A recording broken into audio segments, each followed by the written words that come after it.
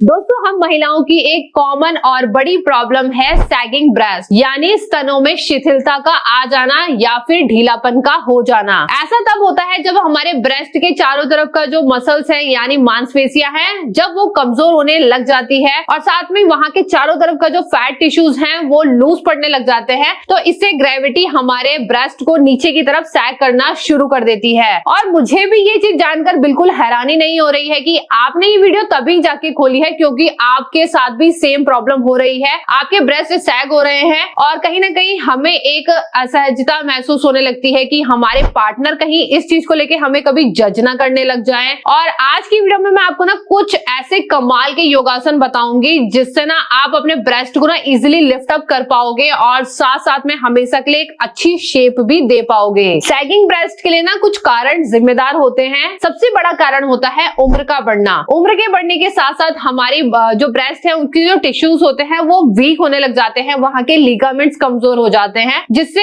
Easily हमारे skin पतली होने लगती है और कहीं ना कहीं हमें सैगिंग ब्रेस्ट की प्रॉब्लम होने लगती है। दूसरा कारण है एस्ट्रोजन हार्मोन का कम होना। इसकी वजह से भी हमारे स्किन यानी जो त्वचा है वो कमजोर होने लग जाती है और सैगिंग ब्रेस्ट की प्रॉब्लम होने लगती है। तीसरा, गर्भावस्था या फिर ब्रेस्ट फीडिंग। जब हमारा प्रेगनेंसी का समय चलता है तो उस समय हमारी बॉडी का वेट बढ़ता है और साथ साथ में जो हमारे ब्रेस्ट है वो पहले से हैवी होने लग जाते हैं जिसकी वजह से उसके चारों तरफ की जो मसल्स है उनमें खिंचाव सा आने लगता है और कहीं ना कहीं हमें सैगिंग ब्रेस्ट होने लग जाती है। दूसरा, स्तनपान यानी ब्रेस्ट फीडिंग। और बात की जाए स्तनपान की यानी ब्रेस्ट फीडिंग की, तो जब बेबी ब्रेस्ट फीड करता है तो उसके बाद ना कहीं जो हमारे स्तन होते हैं यानी ब्रेस्ट होते हैं वहां की भी मसल्स ना एकदम वीक और कमजोर होने लग जाती है जिससे सैगिंग की प्रॉब्लम आ जाती है। चौथा कारण है सही ब्रा का चुनाव ना करना। अगर आप गलत साइज की ब्रा पहनते हो तो ये भी एक कारण बन जाता है कि फ्यूचर में चल के आपको सैगिंग ब्रेस्ट की प्रॉब्लम हो जाए। पांचवा कारण है हमारे वेट का फ्लक्चुएशन होना, यानी जब आपका वजन कभी अचानक से बढ़ रहा है फिर घट रहा है, ऐसे हमारी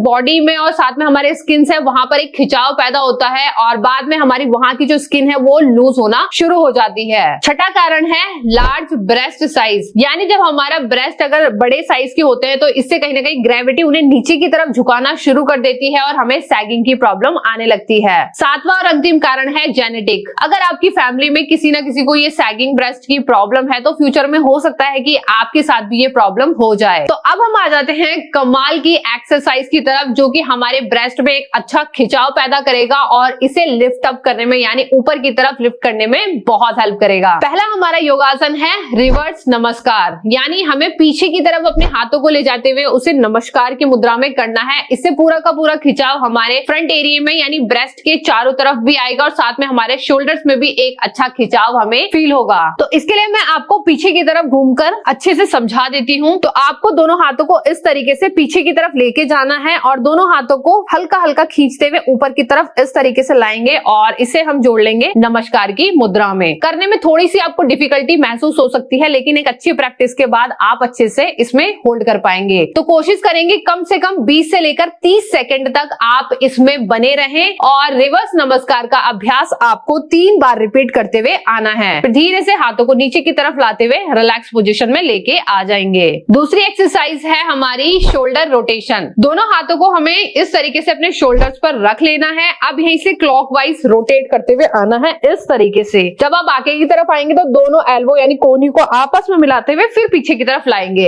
इससे पूरा का पूरा खिंचाव हमारे ब्रेस्ट वाले एरिया में आएगा और हमें बहुत ही ज्यादा हेल्प मिलेगी। तो आपको कंटिन्यू इस तरीके से 20 बार क्लॉकवाइज करना है और उसके बाद एंटी क्लॉक 20 आपको काउंट तक एंटी क्लॉक भी करते हुए आना है और इसका भी आपको 3 बार अभ्यास रिपीट करते हुए आना है। तीसरी एक्सरसाइज है हमारी हाफ पुशअप्स। फुल पुशअप्स लगाना हर किसी महिला के लिए थोड़ा सा इम्पॉसिबल हो जाता है, इसलिए मैं इसको थोड़ा सा आसान करते हुए हाफ पुशअप्स के थ्रू आपको बताऊंगी। तो सिंपली अपने घुटनों को इस तरीके से क्रॉस कर देना है यानी आपस में मिला लेना है। दोनों हाथ हमारे सामने की तरफ आ जाएंगे। अब यहीं से हमें अपने चेस्ट वाले पार्ट को डाउन लेके जाना है, साथ में एल्बो को बेंड करते हुए फिर हम वापस आएंगे। तो देखेंगे अभ्यास किस तरह से होगा। सिंपली चेस्ट डाउन करना है इस तरीके से, फिर अब पूरा आपको मैट से टच करते हुए फिर ऊपर की तरफ आना है इस तरीके से। आपको काफी आसानी महसूस होगी ऐसा करते हुए और पूरा का पूरा प्रेशर जाएगा हमारे ब्रेस्ट वाले पार्ट में और इसे लिफ्ट अप करने में आपको बहुत ही ज्यादा हेल्प मिलेगी। तो आपको कम से कम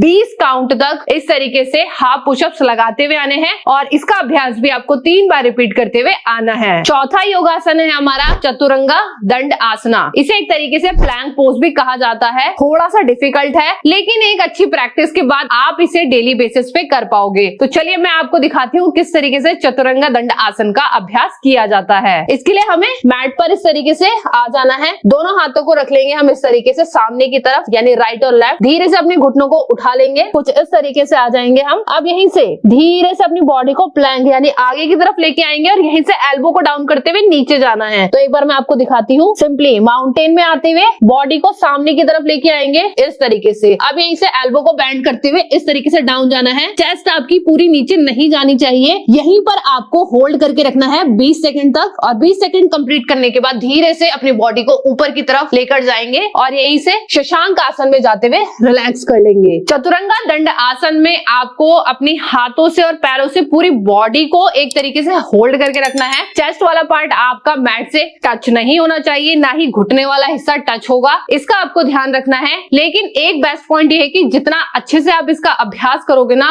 उतने ही कमाल के रिजल्ट आपको देखने के लिए मिल जाएंगे। 20 सेकंड की होल्डिंग करनी है आपको और इसका भी आपको 3 सेट लगाते हुए आना है। तो दोस्तों ये थे हमारे कमाल के ऐसे योगासन जो कि हमें ब्रेस्ट सैगिंग की प्रॉब्लम में बहुत ही ज्यादा हेल्प करने वाले हैं। तो कंटिन्यू इनको कम से कम 3 महीने तक अभ्यास करेंगे और उसके बाद रिजल्ट आपके सामने होंगे। आपको बहुत ही ज्यादा और कमाल के अच्छे रिजल्ट मिलेंगे। तो दोस्तों आपको आज की वीडियो कैसी लगी है कमेंट करके जरूर बताना, और ऐसे ही अपना प्यार और सपोर्ट अपने कमेंट्स के थ्रू दिखाते रहा करो, हमें बहुत ज्यादा खुशी होती है। और हेल्थ से रिलेटेड अगर आपको किसी भी तरीके के क्वेश्चन करने हैं तो नीचे मेरी इंस्टाग्राम आईडी दी गई है, वहां पर जाकर आप मुझे मैसेज कर सकते हैं। तो मैं वहां पर आपके क्वेश्चंस का आंसर इजिली दे पाऊंगी। तो दोस्तों अभी के लिए नमस्कार, जल्दी मिलते हैं अगली वीडियो के साथ में।